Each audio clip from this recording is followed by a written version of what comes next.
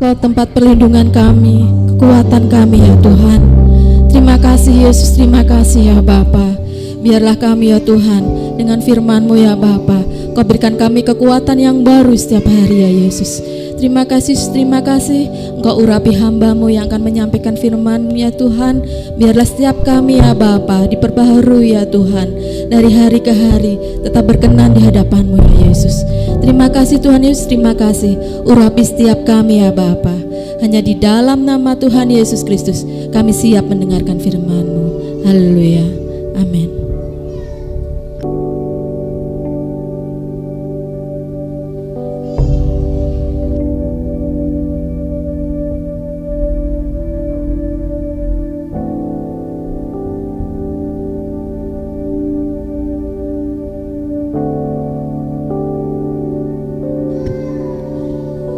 Shalom Bapak Ibu.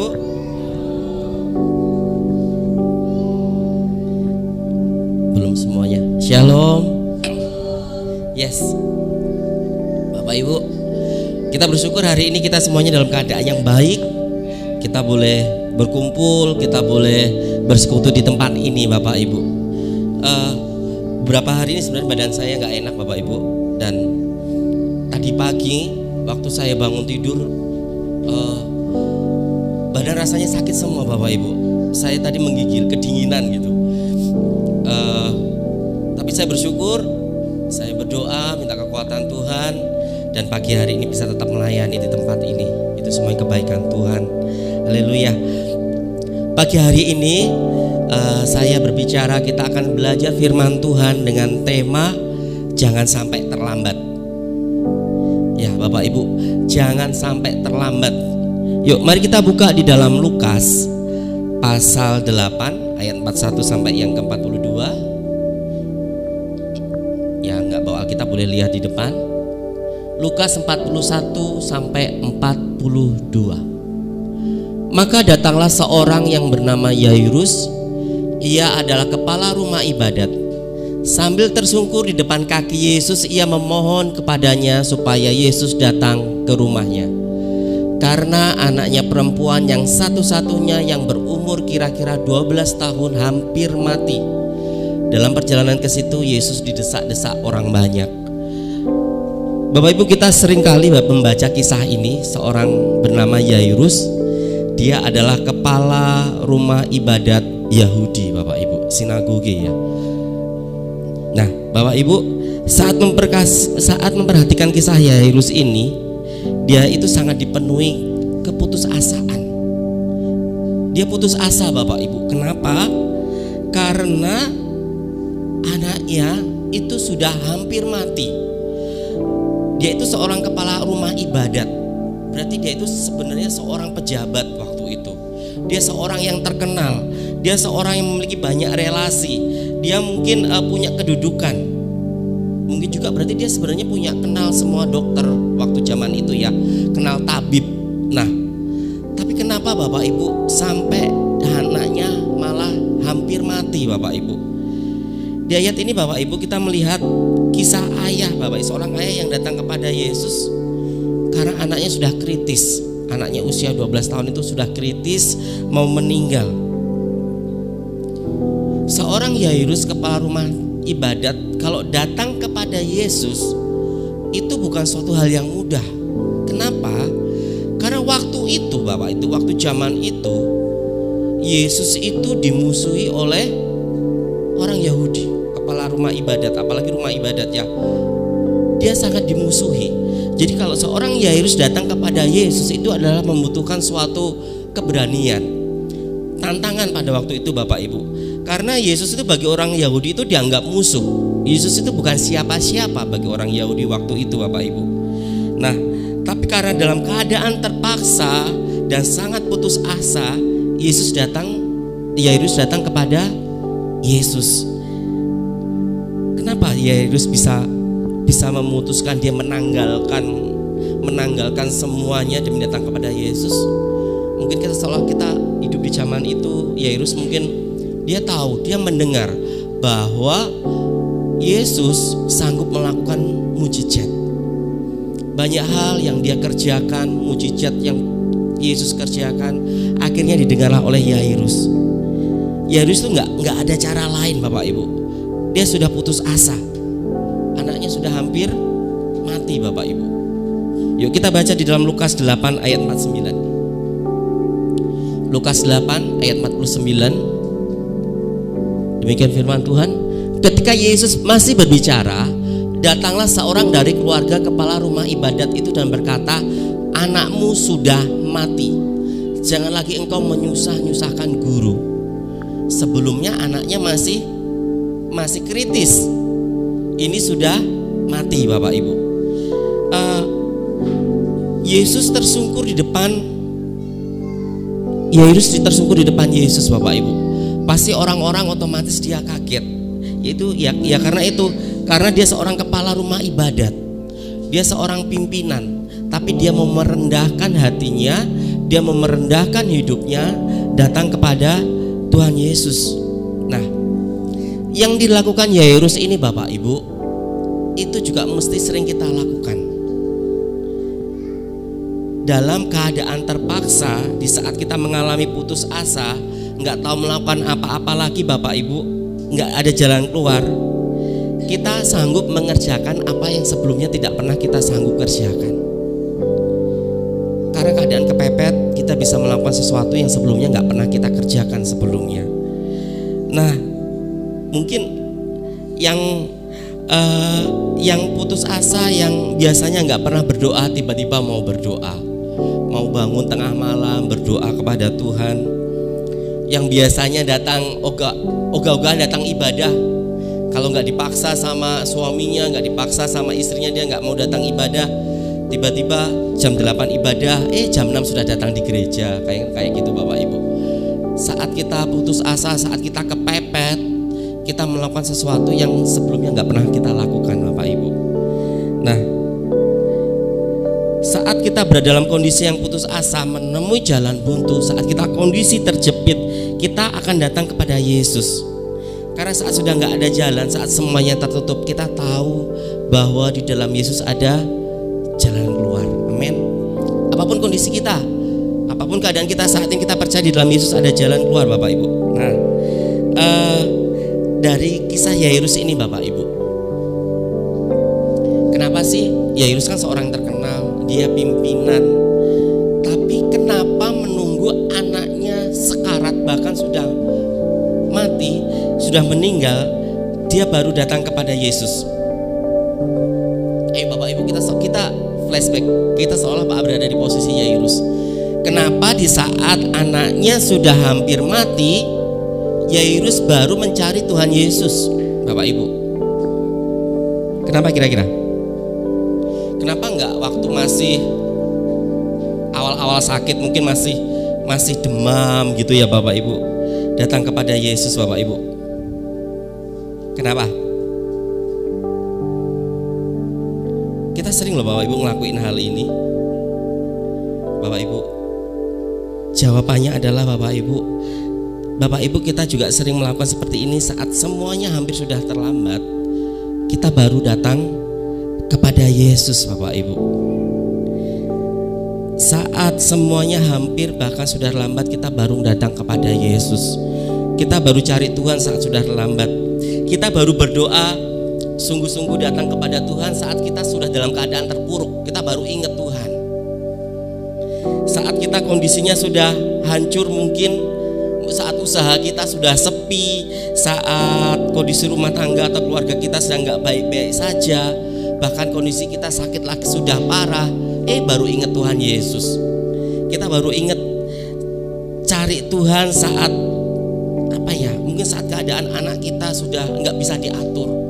Anak kita saking nakalnya mungkin ya, saking nakalnya nggak bisa diatur, kita baru ingat sama Tuhan. Saat kondisinya sudah terjepit, kita baru ingat sama Tuhan Bapak Ibu.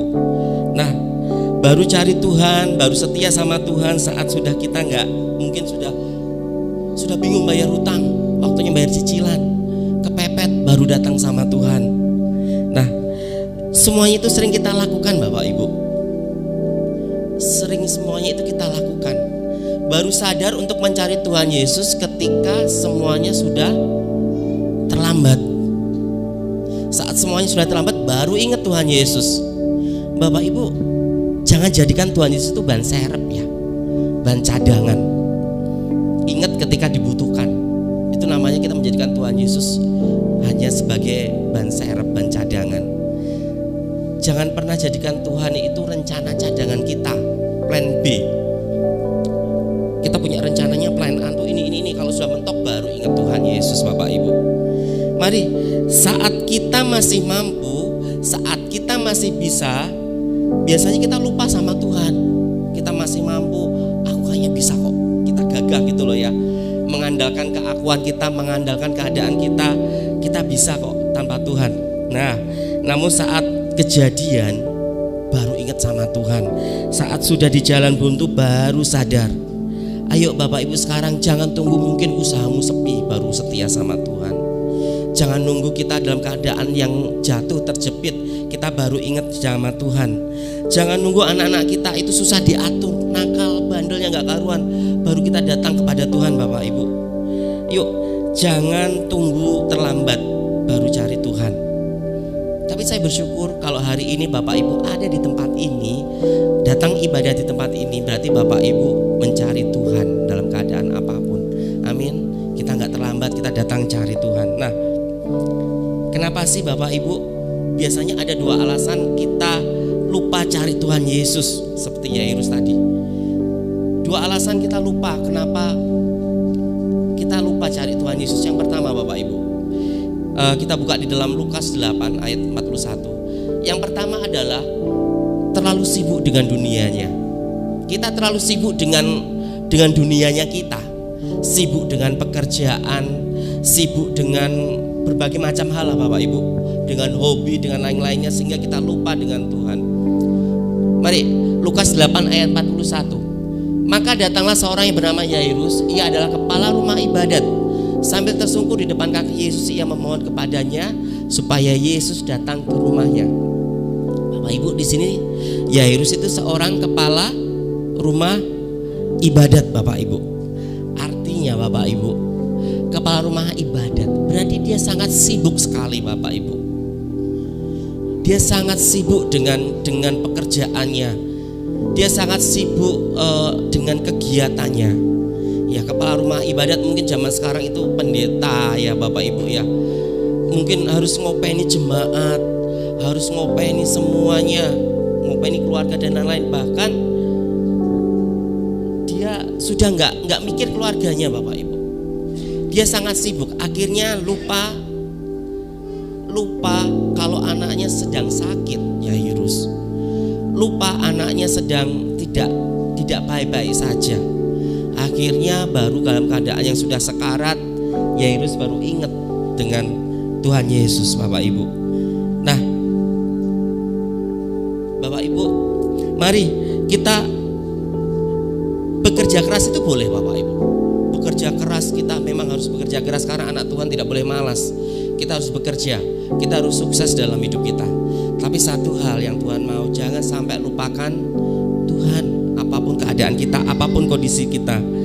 Mungkin waktu dulu gak punya apa-apa, setianya luar biasa, ke gerejanya luar biasa, ibadah apapun diikuti.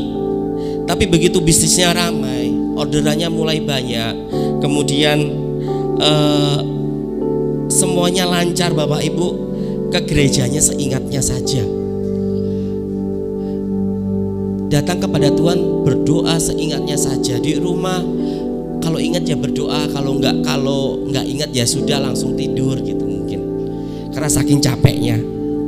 Padahal Bapak Ibu, ada satu titik, ada satu poin di mana kita nggak bisa mengandalkan kekuatan kita. Ada satu titik kita nggak bisa mengandalkan kemampuan kita. Yang bisa kita andalkan hanya Tuhan Yesus. Ada satu titik, uang, harta benda, relasi, teman itu nggak bisa menolong kita Bapak Ibu. Nah, mari di saat seperti itu Bapak Ibu jangan lupakan Tuhan. Jangan sekali-kali kita menganggap remeh atau menjadikan Tuhan itu ban serep Bapak Ibu. Luangkan waktu untuk Tuhan. Kita harus cari Tuhan selama kita masih bisa Bapak Ibu.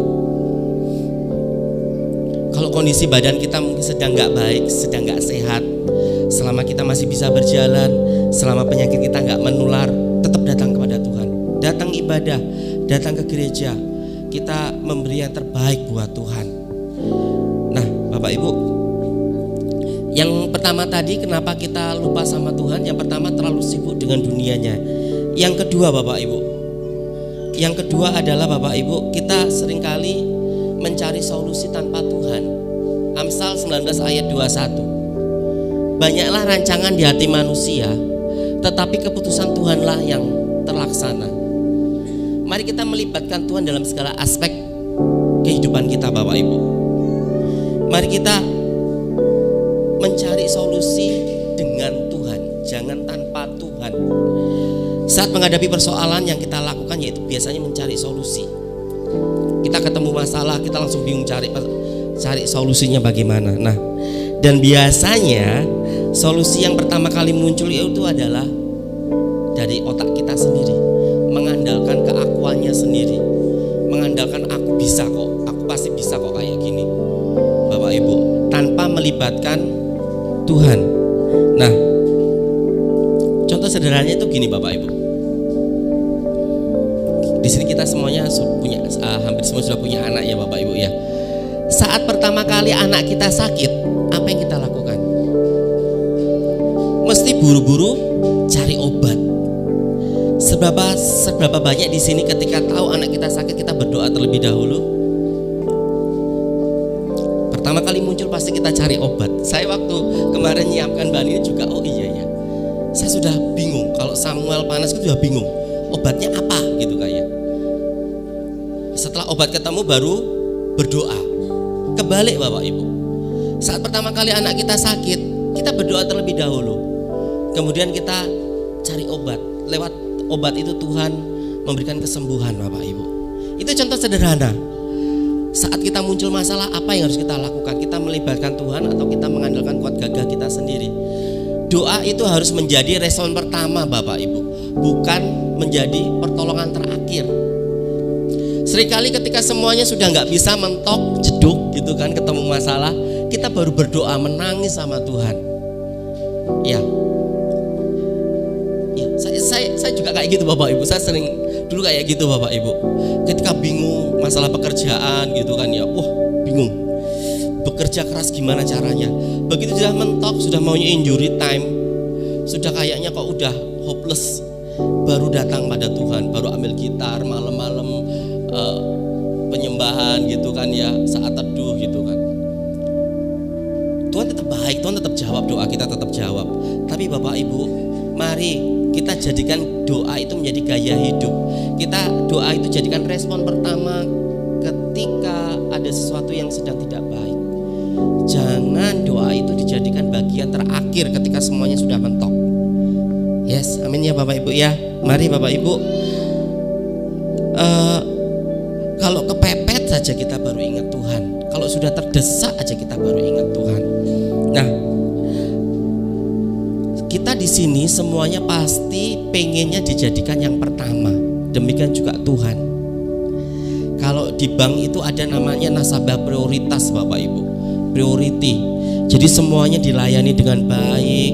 Semuanya kalau yang lain antri dia nggak perlu antri, yang lain bayar dia gratis. Demikian juga Bapak Ibu, Tuhan juga mau dijadikan prioritas oleh kita. Mari jadikan Tuhan itu nomor satu Bapak Ibu. Nah, dalam kisah Yairus ini ada satu kisah yang mengiringinya Bapak Ibu.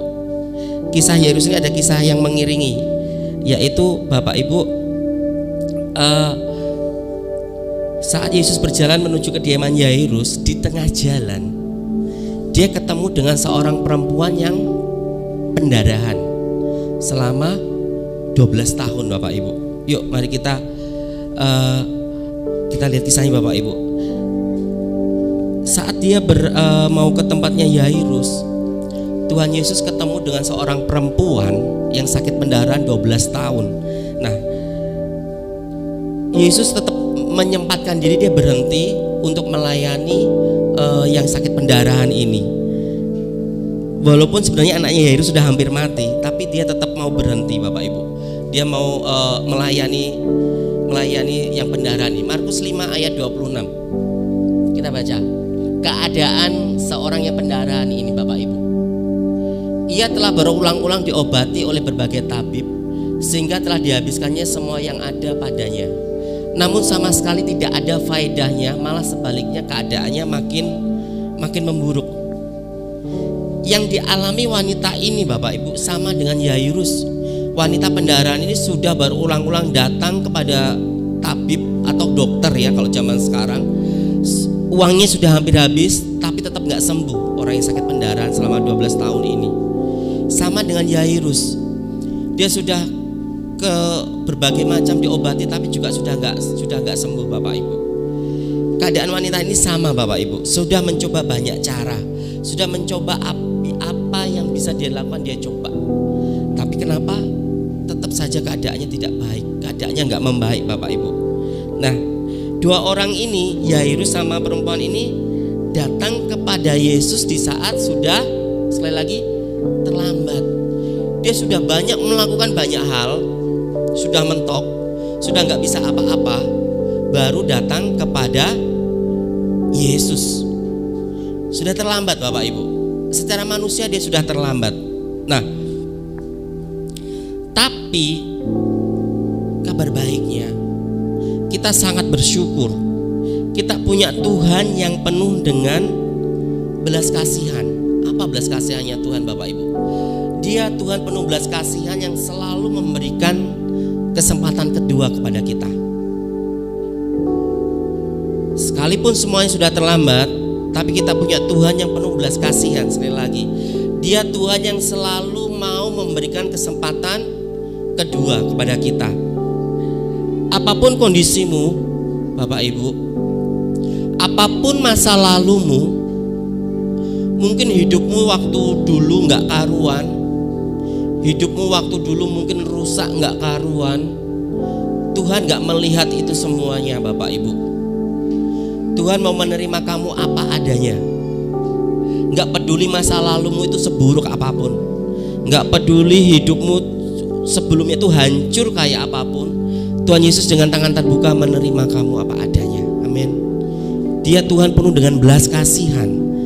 Dia Tuhan yang penuh dengan pengampunan buat kita, Bapak Ibu.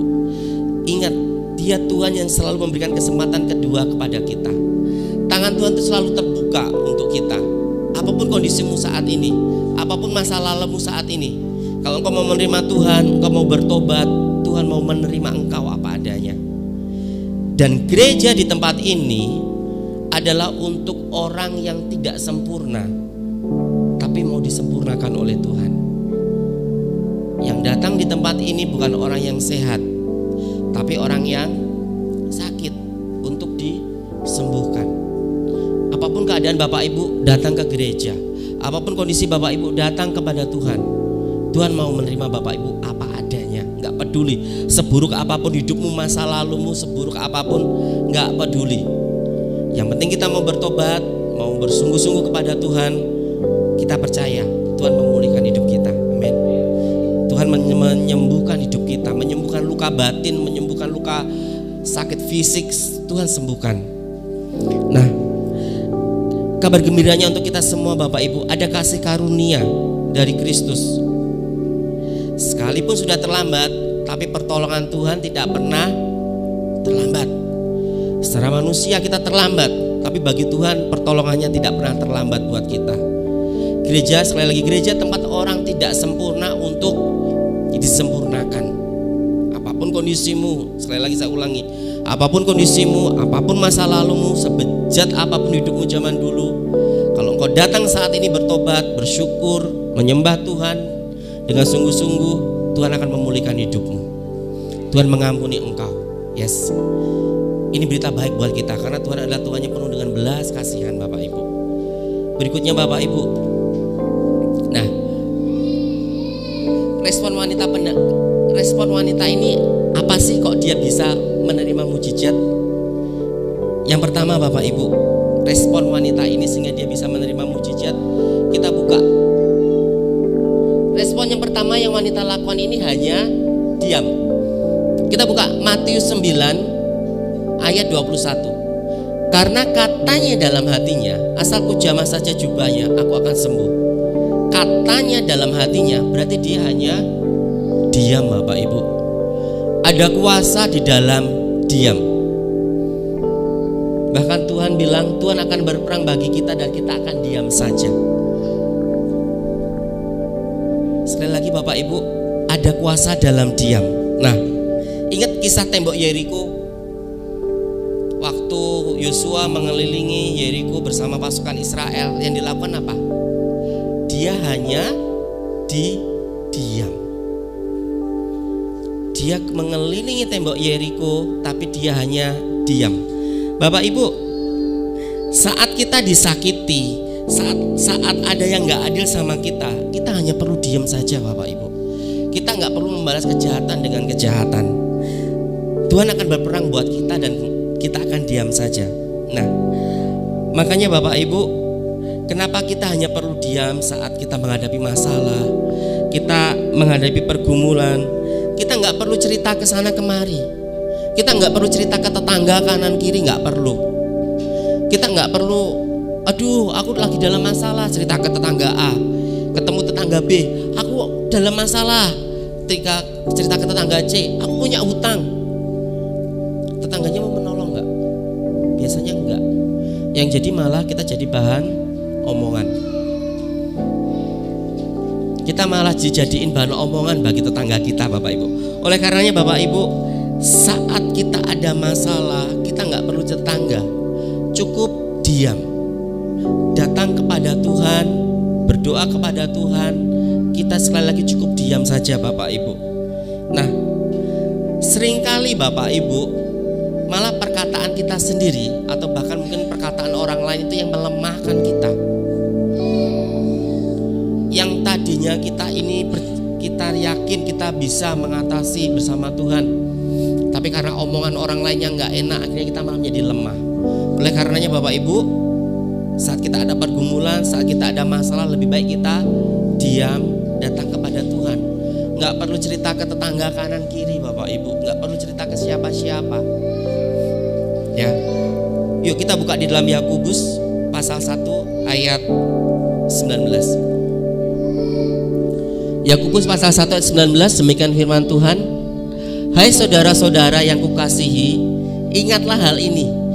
Setiap orang hendaklah cepat untuk mendengar, tetapi lambat untuk berkata-kata, dan juga lambat untuk marah, Bapak Ibu.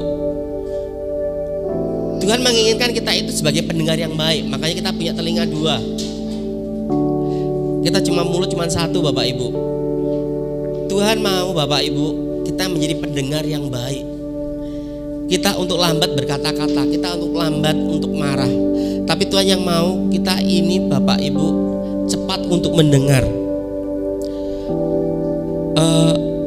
Firman Tuhan tahu saat kita banyak berkata-kata, sebenarnya malah kita itu sebenarnya gampang menjadi lemah. Kalau kita terlalu banyak ngomong, kita itu sebenarnya malah lemah. Oleh karena itu Tuhan maunya kita ini diam, Bapak Ibu. Kita diam. Mungkin yang hobinya ngomongin orang, yang hobinya menggosipin orang, atau mungkin bahasa sekarang itu istilahnya menggibahi orang gitu ya. Yuk kita bertobat, kita diam. Kita nggak perlu menjadi menggosipin orang lain, menghakimi orang lain, Bapak Ibu. Kita bertobat, Bapak Ibu. Ya, kenapa sih kita harus diam, Bapak Ibu? Saat diam kita itu bisa mendengar. Kalau mungkin kita berantem sama pasangan kita, kalau semuanya saling teriak, ada yang mendengar nggak? Nggak ada. Kalau yang satu teriak, satunya lebih teriak lagi lebih kencang, artinya nggak bisa mendengar, Bapak Ibu. Padahal Bapak Ibu, iman itu timbul dari mana, Bapak Ibu? Ayat firman Tuhan katakan, iman timbul dari pendengaran, Bapak Ibu. Ya, iman itu timbul dari pendengaran. Minta tolong slide-nya kok berubah ya. Ya, saat diam kita bisa mendengar, Bapak Ibu. Iman itu timbul dari pendengaran, bukan perkataan. Oleh karenanya Tuhan mau kita itu lebih banyak mendengar, bukan lebih banyak berkata-kata. Ya, kita mau, Tuhan mau kita ini Bapak Ibu banyak mendengarkan firman Tuhan dengan baik, mendengarkan khotbah di gereja dengan baik, tidak mendengarkan khotbah tapi sambil main handphone, mendengarkan khotbah sambil FB-an, mendengarkan khotbah sambil buka-buka medsos, Bapak Ibu. Bahkan kadang-kadang saya melihat sambil ada yang tidur gitu, saya lihat gitu. Itu rasanya sedih gitu, Bapak Ibu. Mari Bapak Ibu kita prioritaskan Tuhan. Mari kita mendengar firman Tuhan, sikap hati yang baik. Ingat, apa yang kita tabur itu yang kita tuai. Ukuran yang kita pakai itu juga akan diukurkan buat kita. Kalau kita memberi yang terbaik untuk Tuhan saat kita mendengarkan firman Tuhan, maka yang didapat kita juga banyak, Bapak Ibu. Ya, kalau kita belajar firman Tuhan dengan serius, kita akan mendapatkan banyak hal, Bapak Ibu. Yuk, mari yang saat ini mungkin mendengarkannya Tuhan sambil mainan handphone bertobat. Atau mungkin kenapa keluar? Ngantuk aku, tak keluar dulu ngopi ke warung. No, nggak gitu Bapak Ibu. Ya, kenapa keluar ke toilet gitu kan? Ke toiletnya sampai dalam satu kali ibadah mungkin ada 5 kali ya, wirawiri gitu Bapak Ibu. Mari Bapak Ibu kita persiapkan semuanya saat ibadah belum mulai. Kalau perlu ke toilet dulu. Ketika ibadah dari awal sampai selesai, diusahakan semuanya duduk dengan tenang di gereja, mendengarkan firman Tuhan, tidak keluar masuk Bapak Ibu, karena itu percuma Bapak Ibu. Nggak ada yang masuk di dalam pikiran kita, ya. Gitu Bapak Ibu. Nah, yang menimbulkan iman adalah perkataan firman Tuhan yang kita dengarkan. Mari Bapak Ibu yang mau menerima mujizat, sekarang kita harus apa? Diam.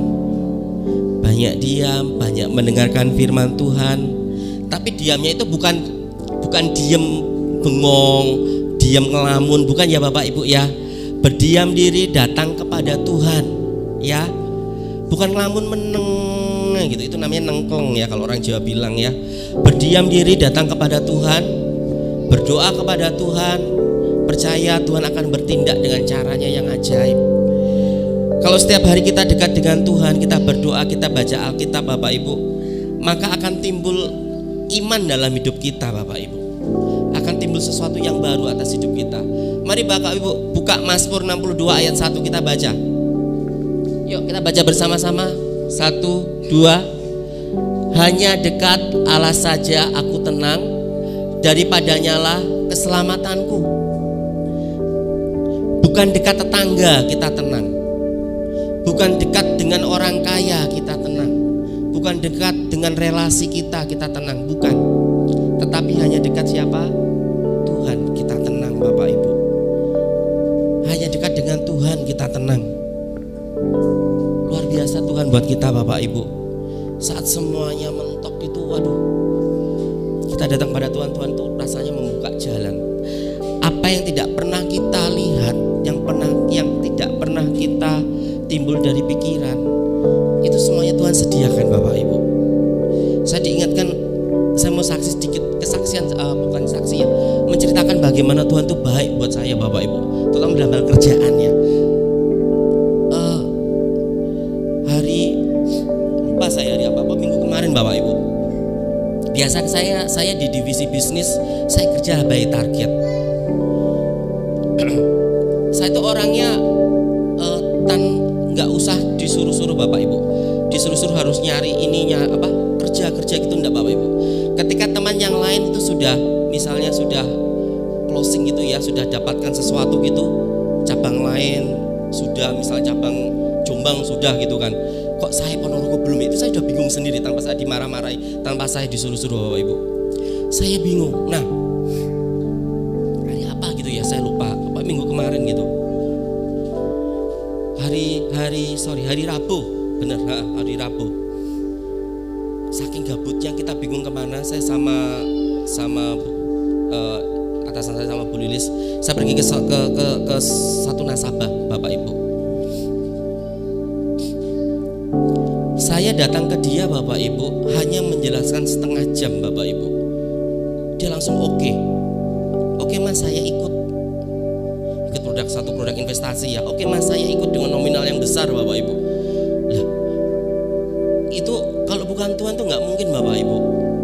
Rasanya aduh luar biasa Tuhan memberkati gitu. Nah, oke. Senang sekali saya Bapak Ibu, hanya menawarkan, menjelaskan produk, nggak lama oke Mas ikut gitu, tanpa ada gimana yaudah ikut gitu kan ya. Nah kemudian besoknya bingung lagi kemana gitu ya. Akhirnya besok lusanya kan hari Rabu, berarti hari Jumat kemarin saya datang ke ibu ini lagi.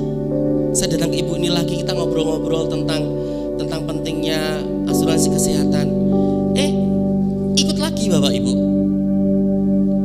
Gak ada yang menjelaskan, yang bertele-tele. Dia ikut, ya udah Mas, saya ikut, tanda tangan gitu. Sampai saya heran Bapak Ibu. Itu bukan saya, tapi Tuhan yang melakukannya Bapak Ibu. Tuhan yang menggerakkannya. Demikian juga mungkin Bapak Ibu mempunyai pergumulan beda-beda, mempunyai tantangan beda-beda dalam kehidupan sehari-hari, saya nggak tahu, dalam pekerjaannya, dalam hidup berumah tangga. Percayalah Bapak Ibu, Tuhan tuh suka ngasih kejutan buat kita. Yang sebelumnya nggak pernah kita pikirkan, Tuhan sediakan buat kita. Yang penting Tuhan mau anaknya memprioritaskan Dia, menomorsatukan Tuhan Yesus.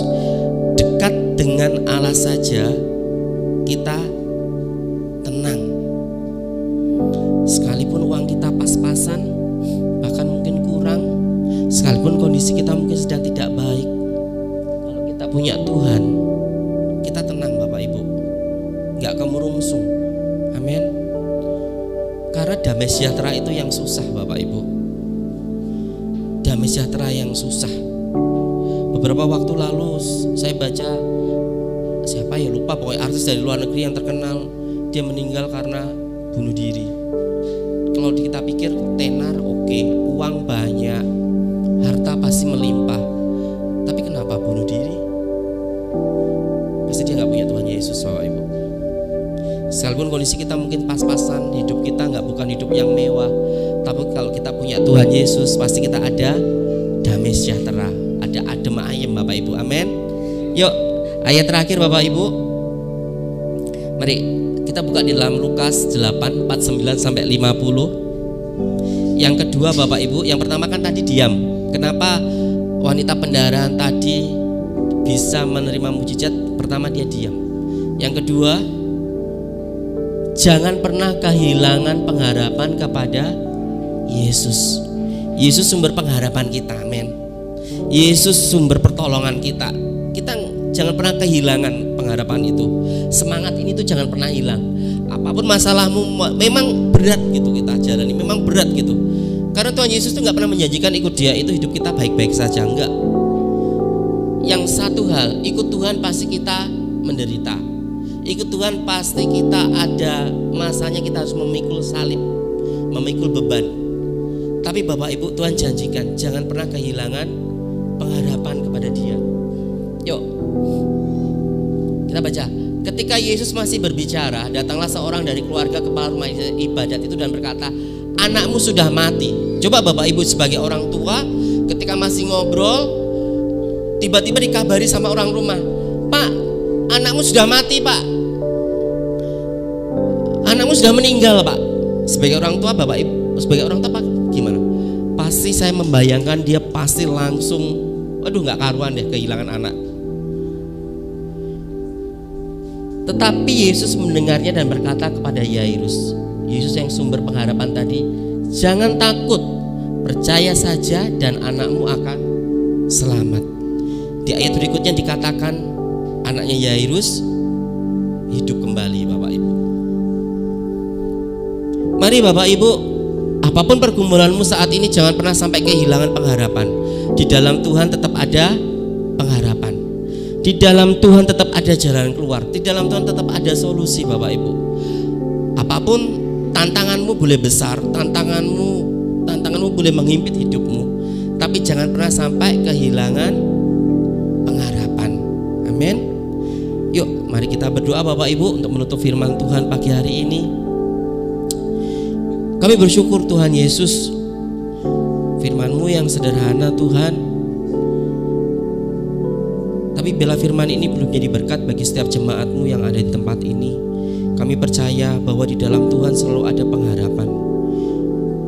Walaupun terasa seolah-olah semuanya sudah terlambat, Tapi kami punya Tuhan yang penuh belas kasihan, yang tidak pernah terlambat untuk menolong kami. Pertolongan Tuhan datang tepat pada waktunya. Terima kasih Tuhan, terima kasih. Apapun pergumulan kami, apapun persoalan kami Tuhan, kami serahkan kepadamu. Engkau Tuhan Allah yang setia, yang selalu memberikan kami jalan keluar, yang selalu memberikan kami kekuatan yang baru. Terima kasih Bapa, kami bersyukur kepadamu. Di dalam nama Yesus kami sudah berdoa, haleluya, amin.